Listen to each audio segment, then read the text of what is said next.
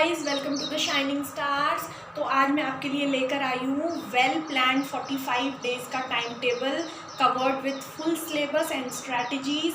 पूरा सिलेबस बताऊँगी कैसे कैसे पढ़ना है, किस तरह से पढ़ना है और कितने घंटे आपको दिन में पढ़ना है, वो मैं सारा कुछ आपको इसमें बताऊँगी आज। तो सबसे पहले मैंने यहाँ पे लिखा हुआ है अकॉर्डिंग टू मी आपके ज़्यादा से ज़्यादा 45 डेज़ होंगे। ठीक है, 45 डेज़ ही बचे होंगे। जुलाई में नहीं होगा एग्ज़ाम, अगस्त में नहीं होगा, अगर तो मान लो 2 महीने लेके चलो तो अभी 15 डेज़ तो अराउंड चले ही गए हैं। तो आपके कितने बचे? 45 डेज़ बचे हैं। उसके बाद सितंबर में होगा आपका एग्ज़ाम, तो वो हमने अलग रखा है। उसके बाद डेट आगे बढ़ती है या क्या होता है वो बात की बात है। अभी फ़िलहाल हम ये लेके चलते हैं। ठीक है, तो मैं सबसे पहले आपको बताना चाहूँगी कि इसका सिलेबस क्या है। ठीक है, फर्स्ट है हमारा जनरल नॉलेज, तो हम जनरल नॉलेज भी इसमें कवर करेंगे। और जनरल साइंस में हमारे 3 है, बायोलॉजी, केमिस्ट्री और फिजिक्स। और थर्ड है हमारा इंग्लिश होता है general English, not so general. ठीक है, उसमें सब कुछ आता है। इंग्लिश बहुत इंपॉर्टेंट है, 50 मार्क्स में आती है। ठीक है, और जनरल इंटेलिजेंस इस बार ऐसा हो रहा है कि सुनने में आया है कि ये तीनों सब्जेक्ट्स डिवाइडेड हैं। अब पता नहीं ऑनलाइन एग्ज़ाम की वजह से हो भी सकते हैं कि इनके सेक्शंस डिवाइड हों, बट पहले ऐसा नहीं होता था। पहले सारा कंबाइंड जनरल साइंस में तीनों चीज़ें आती थी और मैक्सिमम क्वेश्चंस बायोलॉजी के होते थे। अब बोल रहे हैं कि तीनों सेक्शंस को डिवाइड कर दिया गया है। अब लेट्स सी एग्ज़ाम में क्या होता है, वो अभी कुछ ऑफिशियल नोटिफिकेशन नहीं आया है इस बारे में। और हमारा नेक्स्ट है जनरल इंटेलिजेंस, इसमें जो कि रीजनिंग्स वगैरह आती हैं। ठीक है, तो हमारे पास देखो 50 मार्क्स हो गए जनरल नॉलेज के। ठीक है, 50 मार्क्स हो गए हमारे जनरल साइंस के। हम टोटल लेके चल रहे हैं। ठीक है, क्योंकि अभी हमें नहीं पता है कि ये डिवाइडेड है सेशंस या फिर नहीं है। ठीक है, और उसके बाद हमने 50 मार्क्स लिए हैं इंग्लिश के। तो टोटल आपका कितने का आता है? 150 मार्क्स का आपका क्वेश्चन पेपर आता है। और मे बी क्वेश्चंस वेरी कर जाएं, फिर 150 से ज़्यादा आ जाएं, वो अभी कुछ कंफर्म नहीं है, क्योंकि ये लोग अपने हिसाब से क्वेश्चंस बनाते हैं, कुछ कंफर्म नहीं करते हैं कि मतलब आपके थोड़े कम भी हो सकते हैं क्वेश्चन, ज़्यादा भी हो सकते हैं, बट हम अप्रॉक्स लेके चल रहे हैं कि हमारे 150 ही क्वेश्चंस होंगे। ठीक है, तो मान लो आपके 45 डेज़ बचे हैं। 45 में से 5 आप निकाल दो अपने रिवीजन डेज़ के लिए। ठीक है, सारा कुछ रिवाइज करने के लिए आपको एटलीस्ट 5 डेज़ का और 5 to 10 डेज़ का तो टाइम चाहिए, ताकि आपने जो भी पहले कुछ पढ़ा हो अपने डेज़ में वो सारा आप लर्न कर सके। तो मैंने इससे अपार्ट फ्रॉम दैट मैंने ये निकाल दिए 5 डेज़ ऑलरेडी। ये आपके रिवीजन के डेज़ हैं। 5 तो माइनस कर दिए, हमारे कितने बचे? 40 डेज़। ठीक है, 40 डेज़ बचे हमारे टोटल आपकी तैयारी के लिए। तो अब हम ये 40 डेज़ की स्ट्रैटेजी प्लान करते हैं। इसके हिसाब से मैं आपको सारा सिलेबस बताती हूँ और डे में आपको कितने घंटे पढ़ाई करनी है, किस किस टाइम पे करनी है, वो मैं सब आपको बताने वाली हूँ। वीडियो वही देखें जो सीरियसली प्रिपेयर करना चाहते हैं, फालतू में अपना टाइम वेस्ट ना करें। ठीक है, चलो।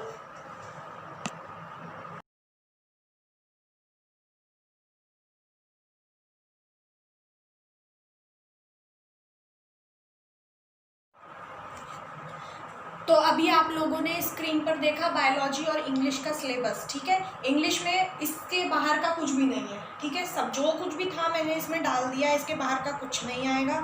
ठीक है, और आपको इसमें वोकैब सेक्शन भी मैंने डाले हुए हैं, वोकैबलरीज भी हैं आपकी। ठीक है, इडियम्स एंड फ्रेजेस भी हैं, वन वर्ड सब्स्टिट्यूशन भी, सब कुछ डाला हुआ मैंने इसमें। एंटोनियम, सिनोनियम सब कुछ है इस सिलेबस में। आपको इसके बाहर इंग्लिश नहीं पढ़नी है, इसके बाहर होती नहीं इंग्लिश। ठीक है, ये मान लो आपके लिए इंग्लिश है ही नहीं इसके बाहर। ठीक है, फालतू का मत पढ़ो, स्मार्ट वर्क करो। ठीक है, तो आप लोगों ने बायोलॉजी में देखा, साइटोलॉजी में 3 चैप्टर्स हैं, मॉर्फोलॉजी में 7 चैप्टर्स हैं, जेनेटिक्स और एवोल्यूशन में 3 चैप्टर्स हैं, इकोलॉजी में 4 चैप्टर्स हैं और ह्यूमन रिप्रोडक्टिव हेल्थ में 4 चैप्टर्स हैं। आप बोल रहे होगे किस बुक में है भाई ये 4 चैप्टर, 7 चैप्टर?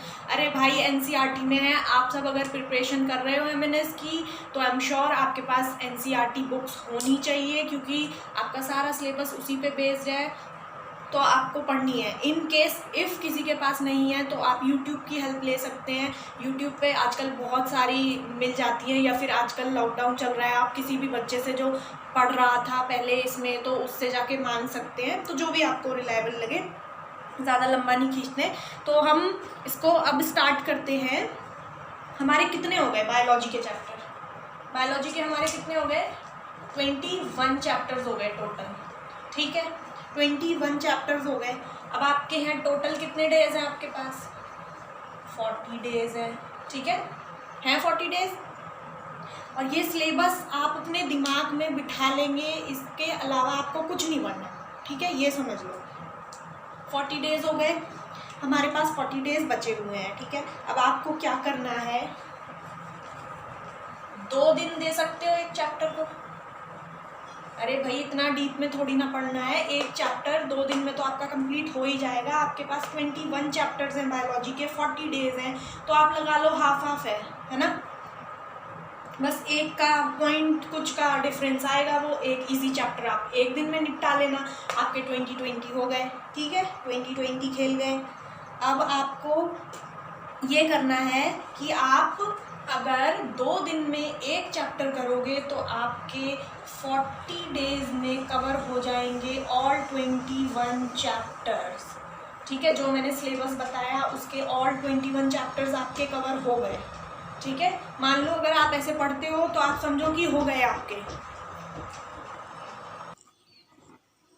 अब भैया बायो तो हो गई आपकी खत्म, ठीक है, बायो हो गई खत्म, इसको कर दो रहा, बायो हमने पढ़ ली भाई,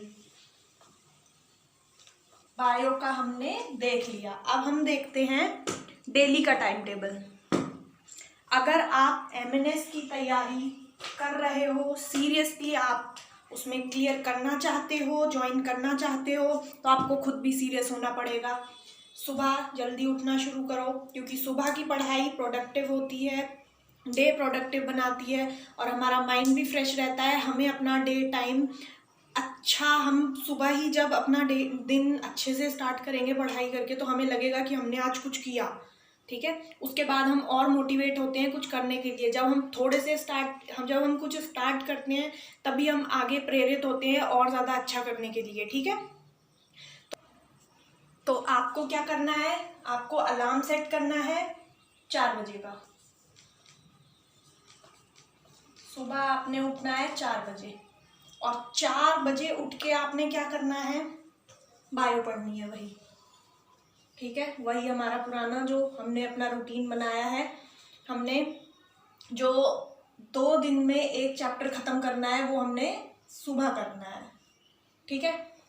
4 बजे से कितने बजे तक पढ़ोगे आप पढ़ोगे 6 बजे तक। 4 बजे से कितने बजे तक पढ़ोगे? 6 बजे तक। ये आपने 2 आवर्स का चंक दे दिया, ठीक है। 2 आवर्स आपने निकाल दिए बायोलॉजी में, ठीक है। तो आपने बायो का अपना पोर्शन खत्म किया, 2 घंटे में इनफ है। आपको इम्पोर्टेंट पढ़ना है, आपको फालतू नहीं पढ़ना है। ये नहीं कि आप एनसीईआरटी की एक एक प्रॉपर लाइन पढ़ने बैठ गए, नहीं, वैसे नहीं पढ़ना है, आपको स्मार्ट स्टडी करनी है, ठीक है। अब आपको क्या करना है, बायो हो गई हमारी खत्म भैया, बायो हो गई हमारी, ठीक है। अब हम नेक्स्ट बढ़ते हैं। अब आपने लिया रेस्ट, ठीक है, इतना रेस्ट काफ़ी है भैया। 6 बजे से 10 बजे तक क्या करना है, नहाओ धो, खाओ पियो, फ़ोन चलाओ, सोशल मीडिया देखो, एफबी पे बतियाओ, ठीक है, टिकटॉक चलाओ, सॉरी टिकटॉक तो बंद हो गया, क्रिंज इनटू 100 हो गया, ठीक है, डोंट माइंड। 10 से 11 तक आपको क्या करना है, 20 MCQs करने हैं फिजिक्स के, ठीक है। 1 घंटे में आपने फिजिक्स निपटाई विद फैक्ट्स।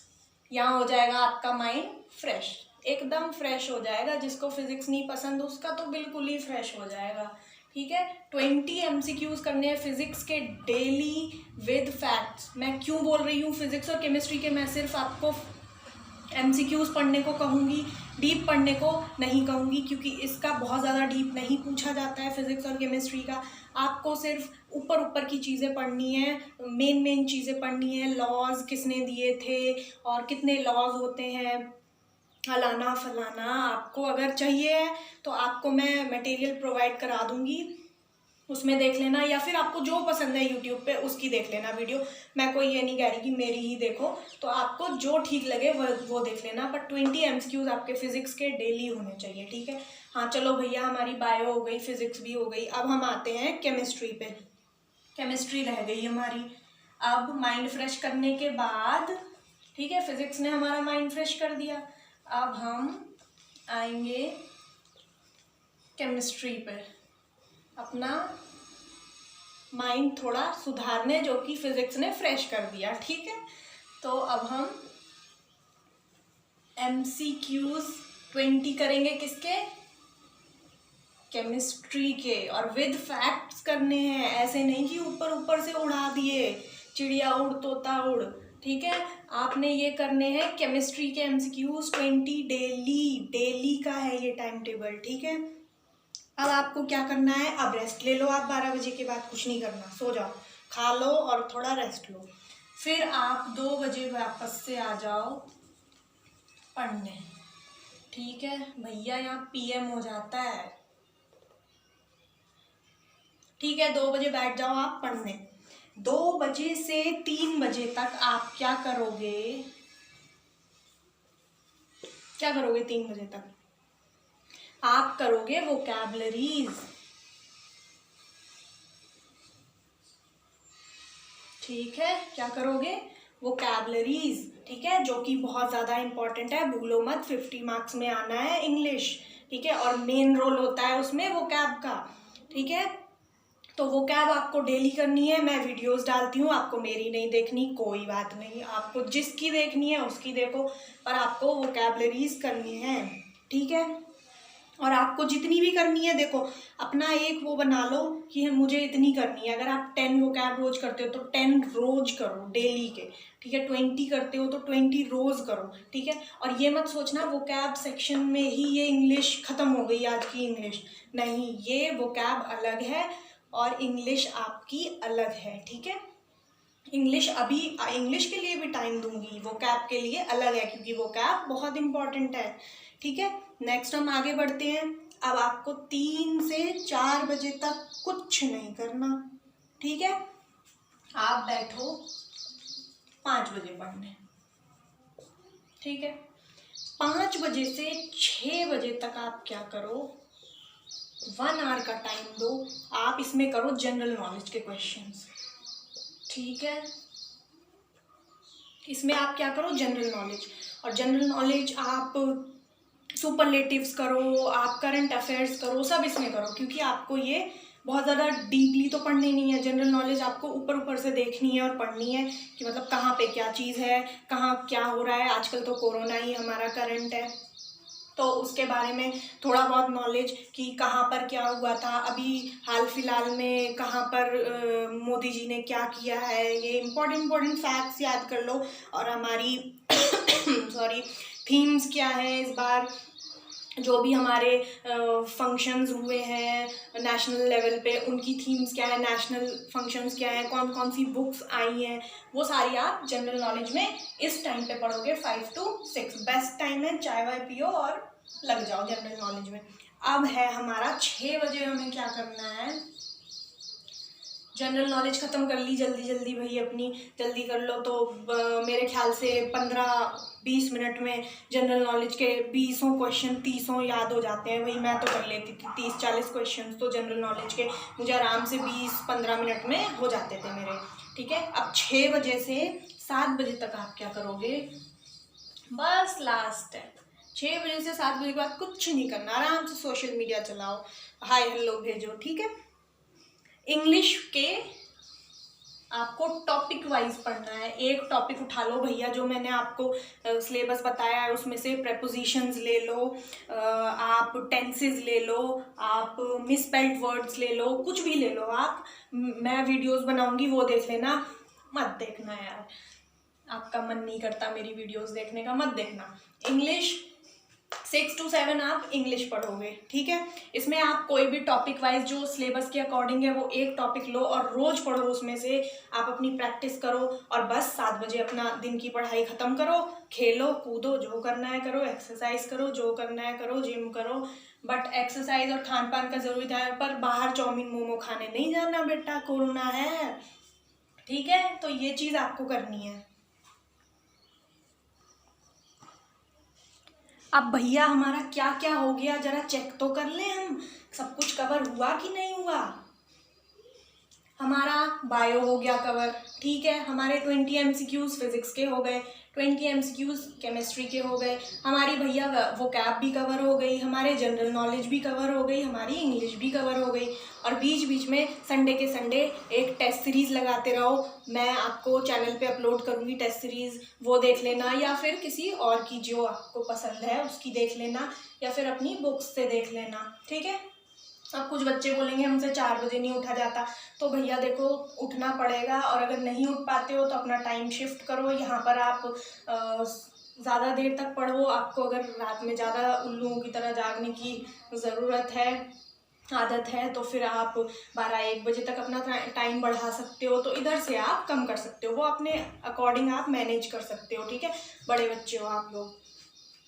तो अब सारा कुछ हमारा कवर हो गया, और आप कहोगे कि 20 MCQs में मैडम हो जाएगा फिजिक्स केमिस्ट्री। अरे भैया 20 MCQs करके करोगे 40 दिन तो 800 MCQs हो जाएंगे। 800 फिजिक्स 800 केमिस्ट्री कम है, इसमें तो तुम क्या कर डालोगे। 800 बहुत होते हैं, ठीक है। और इसमें फिजिक्स केमिस्ट्री का लेवल बहुत हाई नहीं होता, आपको थ्योरेटिकल पढ़ना है, आपको न्यूमेरिकल्स नहीं लगाने बैठ जाने हैं, ठीक है। तो ये सिर्फ आपने इतना करना है। और उसका किसका सिलेबस रह गया, फिजिक्स और केमिस्ट्री का सिलेबस के अकॉर्डिंग मत पढ़ो, टॉपिक्स के अकॉर्डिंग पढ़ो कि कौन सा टॉपिक कितना इम्पोर्टेंट है। सिलेबस मत देखो कि अगर क्या थर्मोडायनेमिक्स का चैप्टर है तो पूरा थर्मोडायनेमिक्स लेके बैठे हुए हैं, फिजिक्स की प्रदीप की पूरी बुक लेके बैठे हुए हैं मोटी सी, तो भाई ये मत करना, ठीक है। तो ये आपको सिलेक्टेड वंस पढ़ने हैं, ठीक है। तो ये हो गया आपका टाइम टेबल, ये हो गई आपकी स्ट्रैटेजी, आपको कैसे कैसे पढ़ना है, क्या क्या पढ़ना है, और आपको सिलेबस भी दे दिया। अब और क्या चाहिए, अब पढ़ना स्टार्ट करो, और all the very best. Thank you so much. Video अगर अच्छी लगी हो तो लाइक शेयर और सब्सक्राइब ज़रूर कर देना, जो कि आप लोग नहीं करते हो, पर प्लीज़ कर देना। मुझे भी अच्छा लगता है कि आप लोग सब्सक्राइब कर रहे हो, मतलब आपको चाहिए, नीड है, नहीं तो मैं क्यों बनाऊँ फालतू में वीडियोज़, है ना। बहुत प्यारे बच्चे हैं आप लोग। Thank you so much. Bye bye. Take care.